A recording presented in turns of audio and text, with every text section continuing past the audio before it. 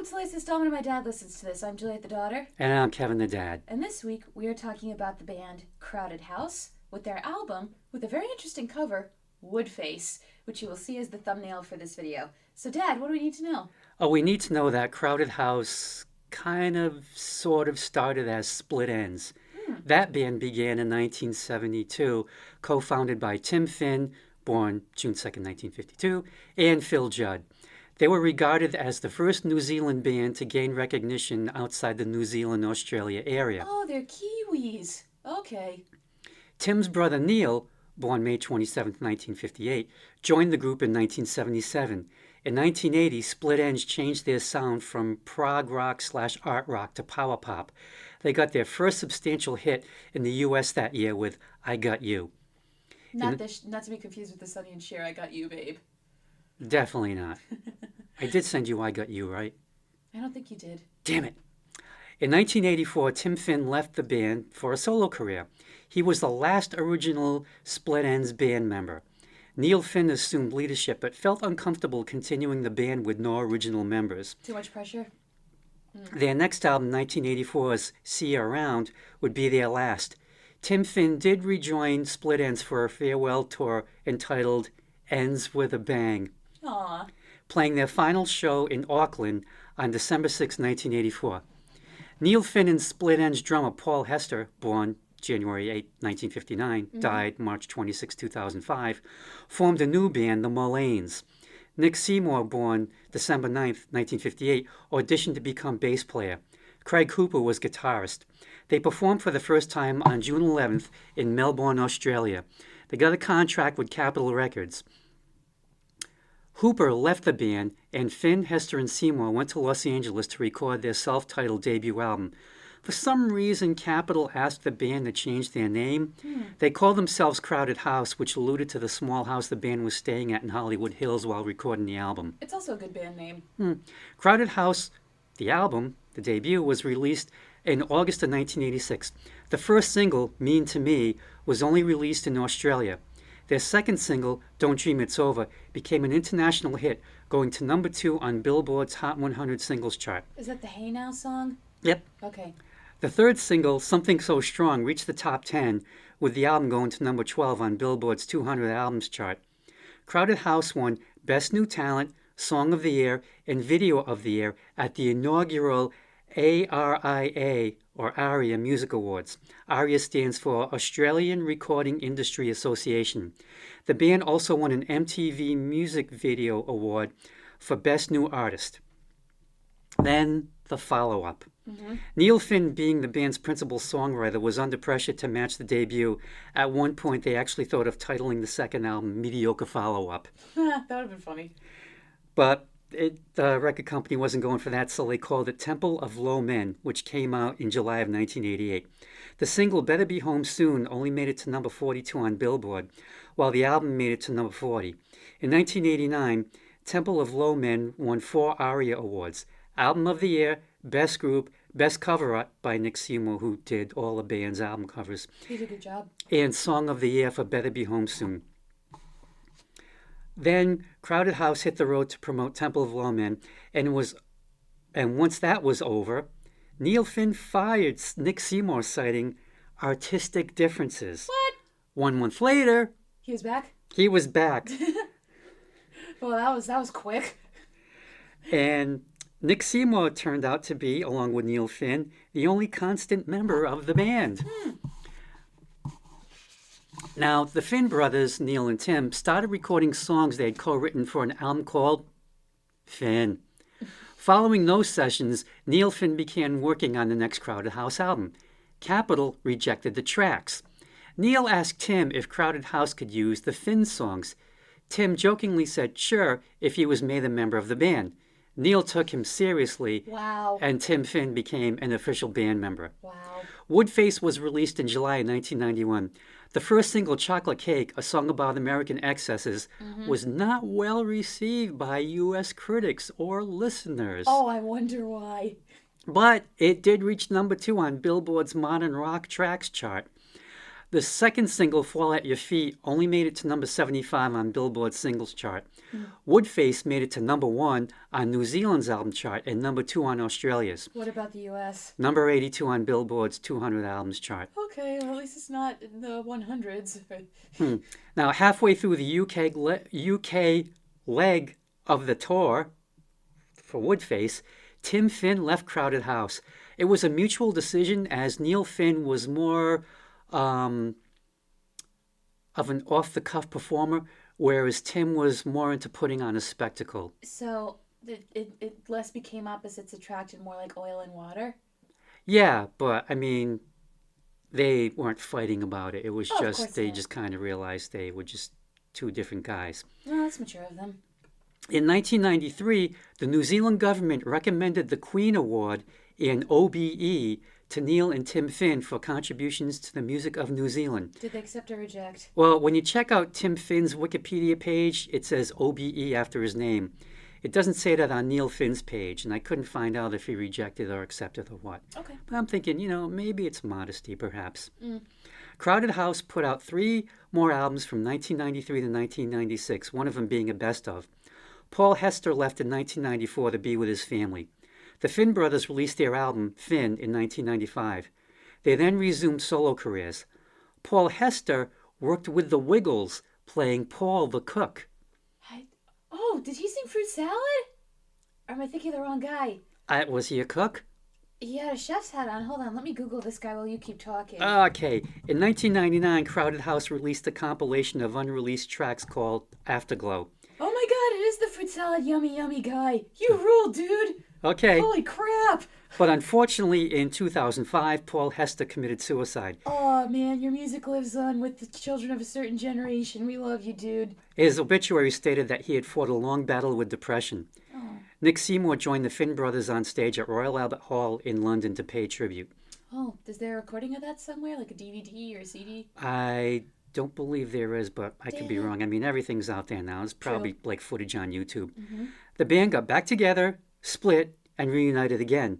In 2018, Neil Finn and Mike Campbell from Tom Petty and the Heartbreakers became full-time members of Fleetwood Mac in the wake of Lindsey Buckingham's departure. Wow, that's So- a jump. So it took 2 guitarists to replace Lindsey Buckingham. Yeah. That says a lot about Lindsay. Crowded House is still going on with their last album, Gravity Stairs, released in 2024. It consists of Neil Finn, Nick Seymour, Mitchell Froome, and Neil's 2 sons, Liam and Elroy. That's cute. Crowded House has been eligible for the Rock and Roll Hall of Fame since 2010. I think they should. Why not? Well, we'll see. I mean, they're definitely worshipped in Australia. Maybe do they have wait, we discussed this with Kylie. They have a music hall of fame in Australia, right? I'm sure every country must have one by So now. maybe they should be in that one. They probably are. Or the New Zealand equivalent, since they're from New Zealand originally. They probably are. Mm-hmm. Now, as for me, I first heard Don't Dream It's Over and became a fan. I saw them twice, once at the sold-out show at the Living Room, which possibly may have been towards the end of 1985.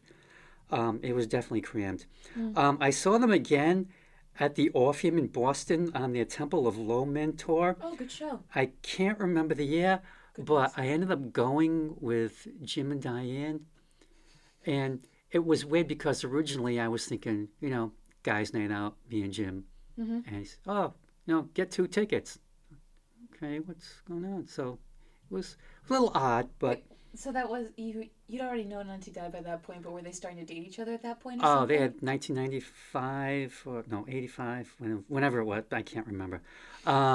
Yeah, they were, Okay, they yeah. were dating for a while. yeah, Did they have a good time or not really? I think so. I mean, I did. Okay. Okay.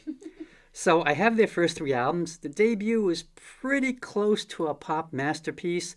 The second one, Temple of Low Men, isn't as poppy, and it's kind of dark subject-wise, Okay. but still a solid album. As for Woodface, well, that's what we're here for. Let's find out, shall we? Opening yes, track. let's. Yes, opening track. Chocolate cake. I like chocolate cake. It's a very good dessert. But I'm going to use this opportunity to ask you, Dad, do you prefer cake or do you prefer pie? I know Mom's answer. Cake. Thank you. This is why I'm most like you. By the way, I think I figured out what cake I want for my birthday. Okay, what do you want? The burnt sugar cake. Okay. There's recipes for it online. Okay, good. Okay, that first lyric did not have to call me out like that. I knew as soon as I heard that, like, Dad's gonna tease me. Not everyone in New York would pay to see Andrew Lloyd Webber when I laid down so much money to go see Masquerade. And I've seen the Phantom Tour and the Love Never Dies tour. I'll go crawl under my rock. However, Andrew Lloyd Webber, the man, is a bit of a dick. My feelings toward him on the whole are mixed. From not telling Patti LuPone she was fired and having her find out on the front page of the LA Times, sound familiar with a certain band we've covered on this show, to casting his only vote in Parliament to vote in favor of tax credit cuts for the poor, his sins are numerous. But also on social media, he presents this. So he voted for tax credits for the poor, or he voted He for? voted against tax credit cuts Oh, for the poor. okay. Yeah, but on social media, he presents himself as a chummy Brit who'd be a great dinner guest. The mind boggles. So is it one of those guys who falls under the genius asshole category, do you think? Or you wouldn't go as far as calling him a genius? I think so. I think he would. I don't know if he's starting to repent now that he's Well, older. let's say, could he be hanging out with John Lennon and Picasso? No, because he's too much of an English snoot, I think, for them. And also because his mentor, Lord Bernie Delfont, was the guy from EMI who pulled the plug on the Life of Brian funding. Oh. So I don't think John Lennon would want to hang out with him anyway. And that's when George stepped in to save the Correct. day. So he's Lord Lloyd Webber now, is he He's not? a lord, yes. Good Lord. Which means he can cast a vote in Parliament, and that's the only vote he's cast. But on the other hand, he's also done some stuff apparently for music education in England. So the man contains multitudes. Not all of those multitudes are great. He's complex. Yes. Complex leaning towards bad. Anyway, I take this song as New Zealanders, Aussies poking fun of American cultural schlock. Now, Andrew Lloyd Webber is British, but Phantom was cemented in American culture when it became the longest running show in Broadway history, having performed for over 30 years before it closed. So they're saying, if this is what clogging the entertainment industry is, screw this, I'm going to have some chocolate cake and enjoy it. And maybe have another piece because there'll be less saccharine than this. The song is very biting as it calls out Tammy Baker and painters of fake Picassos and fake Elvis, rightfully so for the first one, and the second one too. But it creates a very sneering vibe. So if you're in the mood to sneer or enjoy a piece of chocolate cake, you'll like this song. Yep, this was co-written and co-sung by Neil and Tim. And according to Neil's website, quote, Chocolate Cake was inspired by an overheard conversation in a restaurant about having another piece of cake versus paying the bill. Unquote. The Finns wrote it in 20 minutes. The line about the woman giving birth and then bowling 257 came out of one of the supermarket tabloids. Oh, of course. And it is about American excess with chocolate cake representing that excess because I want more. I want more. Give me the whole cake. You know who doesn't want the whole cake? Who? That kid from Matilda. Bruce. Oh, Yeah, don't yeah. give him any more cake. Yeah, so it's wanting another or just more of something. At one point, the brothers sing, that excess of fat on your American bones will cushion the impact as you sink like a stone. Kind of harsh. Yeah, Tammy Faye Baker gets name-checked, and for those of you who have no idea who that is, I had to Google it. That was before I was born. yeah. She was best known as the wife of Reverend Jim Baker and co-star of the PTL Club, which means Praise the Lord. She was controversial in the evangelical community as during the AIDS crisis, she advocated views to show compassion and pray for the ill. Wow. Yeah, she's definitely going against the grain. Yeah. Also name-checked are Andy Warhol and Liberace, who are laughing in their graves. And, of course, Elvis is spotted walking out of a 7-Eleven. And I like that ooh noise that you hear after they sing that line. It's like... That makes it sound like an orca whale imitating Elvis. Yeah, like E's trying to fit through the door.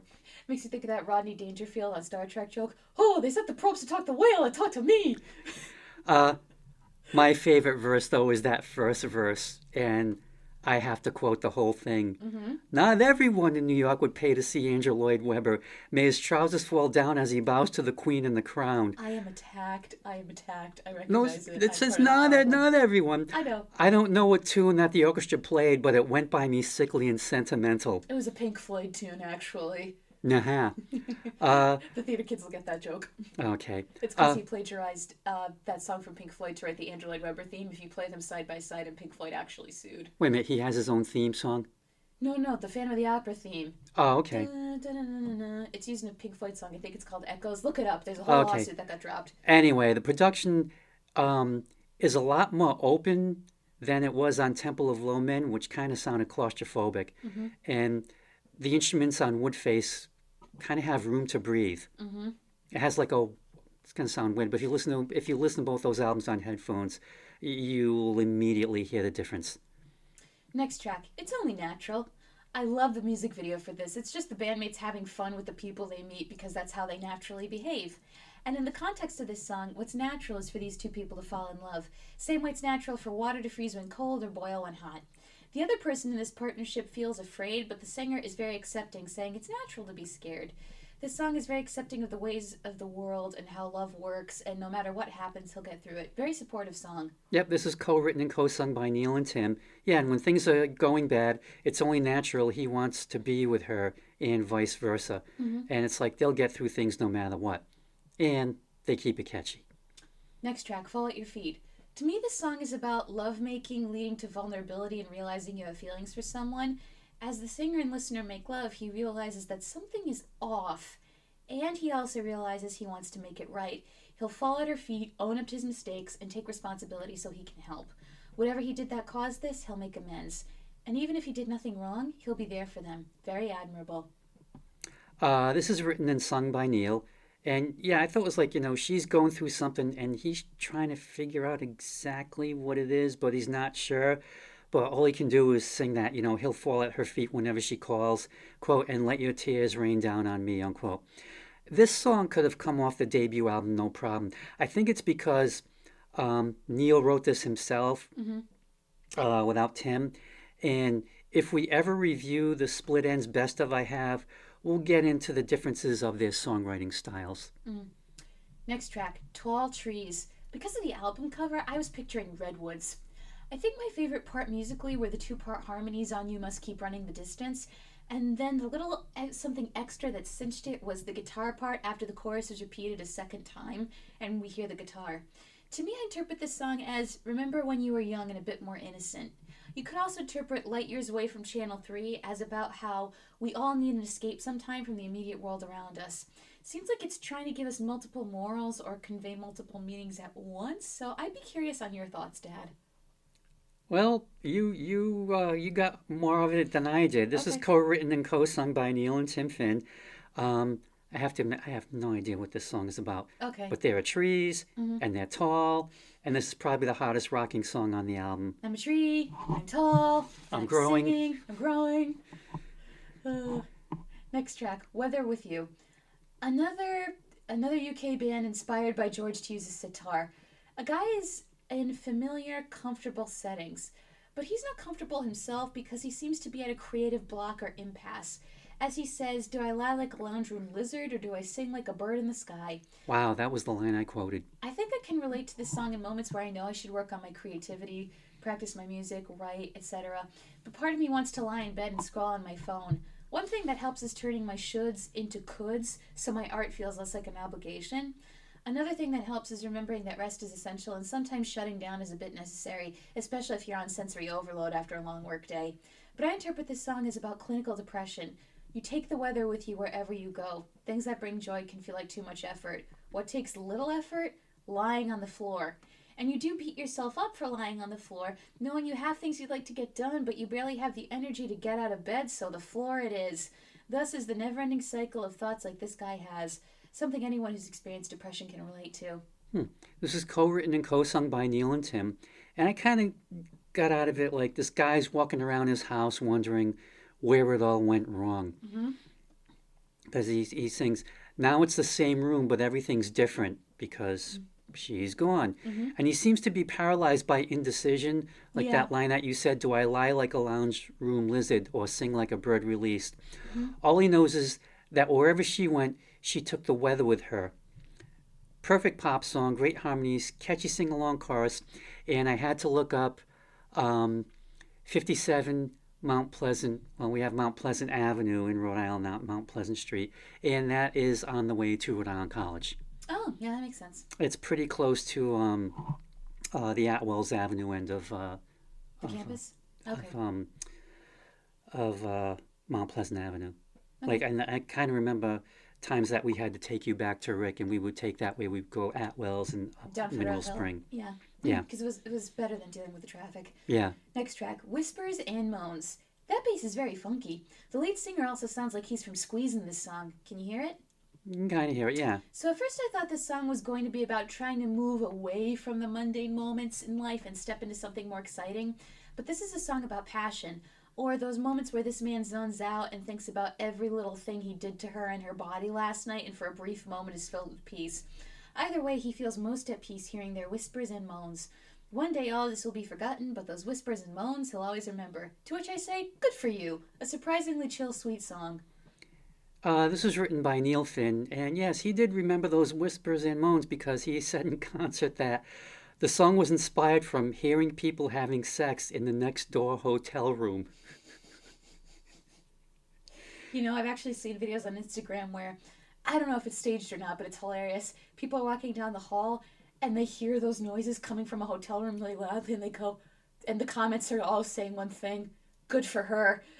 Uh-huh. Yeah, And I thought, that kind of makes sense, especially with that line, I'd give anything to be a fly on the wall.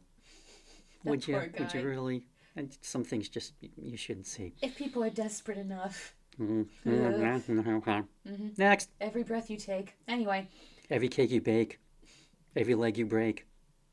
I'll be watching you. Yeah. Next track, Four Seasons in One Day. My first note before I listen to the song. Sounds like climate change to me. I love that opening with the softly crescendoing acoustic guitar. To me, this song is about how human beings contain multitudes of emotions and how we're capable of feeling multiple things at once, especially if we have to deal with multiple things at once. And because of that, our mental health can be drastically shifting, which is scary, beautiful, and comforting all at once. To paraphrase They Might Be Giants, or to quote them directly, that is beautiful. And the lyric that hits is when he sings that he's going to deal with this again, again. It's a cycle he's used to, and it makes him tired, but we gotta get through it in order to keep going. A very human song I found very moving. This is written by Neil and Tim, and for Neil Finn, 4 seasons in one day was a common Melbourne phrase because you go from blazing hot, sunny day to raining, and then it'd be hailing that night. Tim Finn and I were riding an emotional roller coaster a lot of the time, and there was a lot of angst around that period. So it was a good description of the many moods of us collectively and individually. And also, 4 seasons in one day is Rhode Island in the spring. You Basically, yeah. just, you're bundling up in the morning, and then in the afternoon it's hot, Mm-hmm. and then it's raining, and you're just out of luck. Mm-hmm. Welcome to New England, where the weather's made up and the forecast doesn't matter. Mm. Next track, There Goes God. Hi, God. And all I could think of when looking at this title was the Simpsons episode where Sideshow Bob becomes mayor and he wakes up Homer by doing construction right on the house, and Homer goes, "It's the rapture! Quick, get Bart out of the house before God comes!" I think God would be flattered by the concept of having sexy pants. Everyone deserves a pair of pants that make them look sexy. This song reminds me of some interviews I saw on the Good Mythical Morning Show, Last Meals, where, watch it, it's absolutely wonderful, where the interviewers and interviewee define themselves as, to paraphrase, skeptics who want to be proven wrong, where they might not necessarily believe in God or an afterlife, but if they find out there is something more to the universe, they'll take comfort in it. Like, I want it to be true, but I don't believe it to be true. Which I think is what this song is. If God exists, then I need to be ready because I want to believe. Musically, what works well is the harmonica conveying a sense of yearning, and God being petty about Beelzebub looking better in black than him is a nice little humorous twist.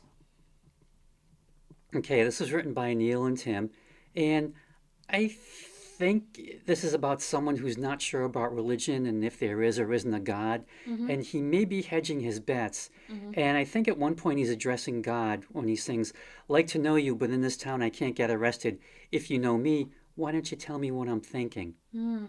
Because, you're God and you can read minds You're or something." omniscient. You're omniscient, yeah. Yeah, omnivorous.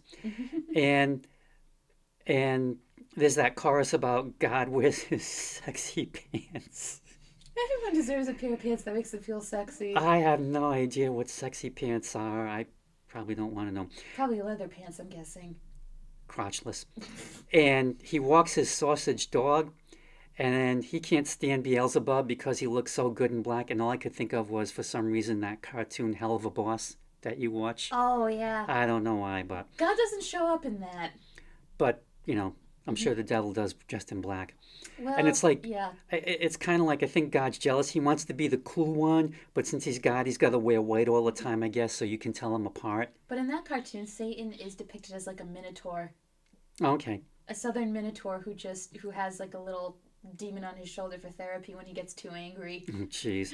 Now, as for the harmonica playing in this song, Mm-hmm. Neil Finn said that the harmonica player Chris Wilson stood up, raised his arm into the heavens, and played the harmonica in one take. Wow. And after Neil asked, what was Wilson doing playing in such a dramatic pose?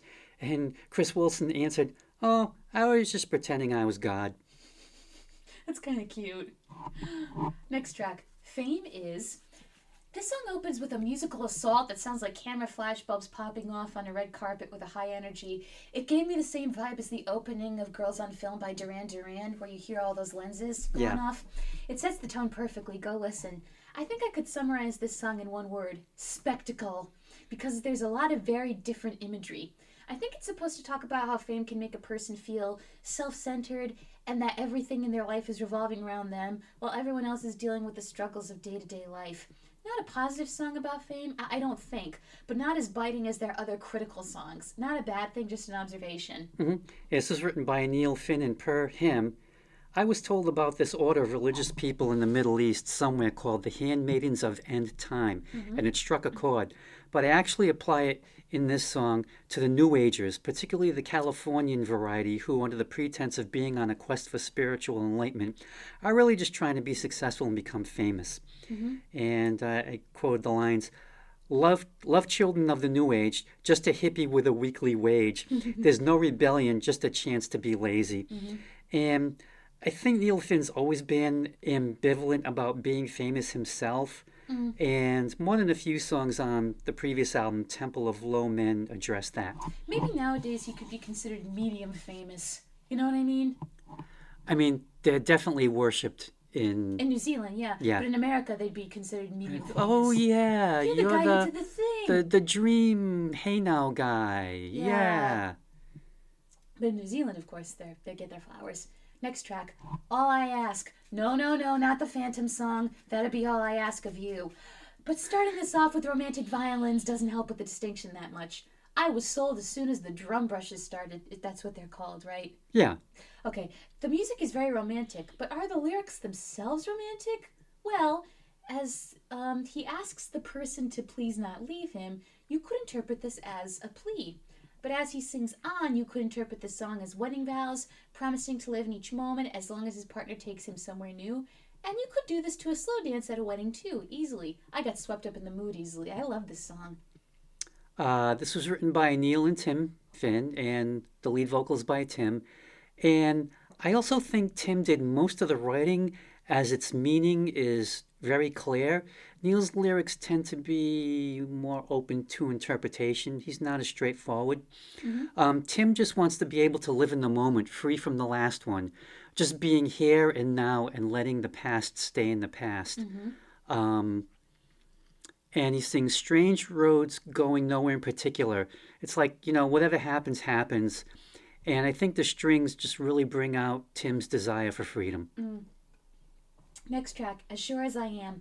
I love how the music changes as the singer confesses not just his love, but how joyous he is being in love.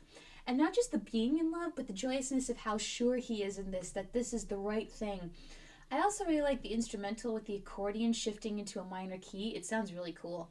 At first I thought this song would be a bit desperate, but it's just building up suspense to the reveal. The song ends and you feel happy for him.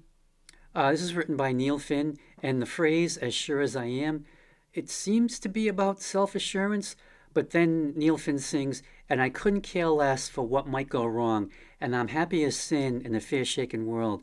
And it's kind of like that self-assurance almost turns into like either arrogance or just I can see that. self-obsession, if that makes sense. It's like, if things are going well for me, I don't have to care about anything else. Even those rhinos being killed for their horns for an aphrodisiac. And it's all delivered as a waltz with accordion from Los Lobos, David Hidalgo, who said he had a hard time coming up with the accordion part, but nailed it. It worked, yeah.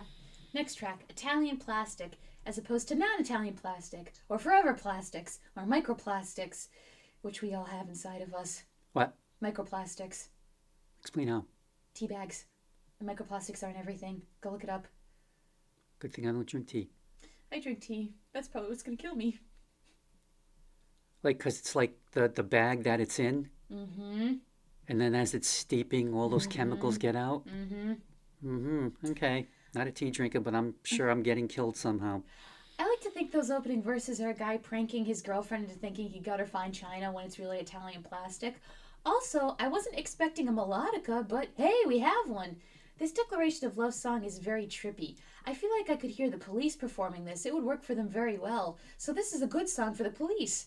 Would it woo me though?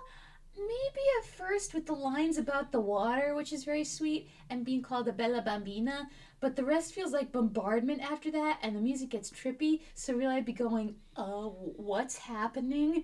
And we get a fake ending, which is very weird and maybe not necessary. Weird track where you get lost in wondering what's going on. Mm-hmm. This is written and sung by the drummer, Paul Hester. Oh, It was based on an incident when he was in Italy, and he brought home some tacky Italian souvenirs for his girlfriend, and she did find them pathetic. oh, And oh dear. I think this song is about people screwing up on the little things, like buying something you think the other person might like, but they kind of don't, but they're going to try to be polite about it anyway. It's a gift. But, you know, the important thing is you both come through on what's important. Like for me, it's like, I just stopped buying your mom clothes as gifts Oh, because you got it wrong. I got it wrong so many times. I thought, you know what? I'm just going to back away from that and, Buy here, her something else. here's a gift card for, Whatever clothes you Savers or wanna whatever. buy, Yeah, yeah. because you'll get something that you really want. Yeah, I'm not good at that, but it's like, we definitely come together on the important stuff. Mm-hmm. And then he sings, when you wake up with me, I'll be your glass of water. When you stick up for me, then you're my Bella Bambina. And Paul Hester later sings a list of things that he'll be to her and wraps it up with that he'll stick with you till the end. It's very nice. Mm-hmm.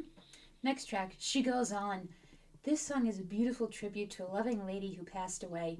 The romantic imagery of a Frank Sinatra ballad playing as she walks in is picture perfect. It's sincere, and the poetry of the lyrics just flow with the sincerity of love for her as he endeavors to remember her well. Beautiful track, perfection. Yep, this was written by Neil Finn. And, for me, for a long time I thought, as it's probably someone thinking about, the one who got away, they broke up and whatever. Oh, I thought she And, died. well, wait a minute, I'm not done yet. Okay. There are still memories that can be brought up, she goes on. But then after really reading the lyrics a few times, though, for this podcast, I thought, yeah, it could definitely be a loved one who died. Because he recalls how a Sinatra song brought them together. And then he sings, after the long weekend, they were a lifetime together, appearing in the eyes of children. So they definitely made a long life, had the kids and all that. And then, in her soft wind I will whisper, in her warm sun I will glisten, till we see her once again in the world without end. That's the afterlife. Amen. Yeah. And as long as he has those memories, she goes on. I can't believe you never noticed that before until we did this show. What can I say? That's why we do the show, I guess. That's why we do the show, because we learn something new. Mm-hmm. Final track, How Will You Go? I interpret this song as giving someone you love a reality check as you see them waste away, and also giving yourself a reality check when you see yourself exhibiting the same behavior. It reminds me of a small story that I'll just bring up now. Jamie Lee Curtis was giving an interview talking about her struggles with drug addiction, and her friend walked in on her and she said, Jamie, you think you look really cool, but you're not. You're dead.